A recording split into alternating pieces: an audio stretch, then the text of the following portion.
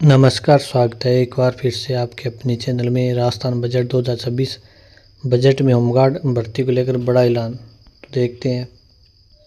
जैसा कि आपको पता है कि बजट जारी किया गया है राजस्थान सरकार डिप्टी सीएम दिया कुमारी जी ने, तो जिसमें राजस्थान की वित्त मंत्री दिया कुमारी ने बुधवार को 11 फरवरी को लगातार 30 फुल बजट पेश किया है।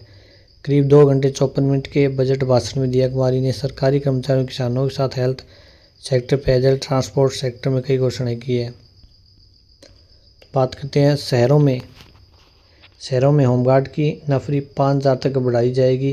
इससे होमगार्ड को ज़्यादा काम मिलेगा। तो आप देख सकते हैं होमगार्ड की नई भर्ती देखने को मिलेगी, बड़ा ऐलान किया गया है।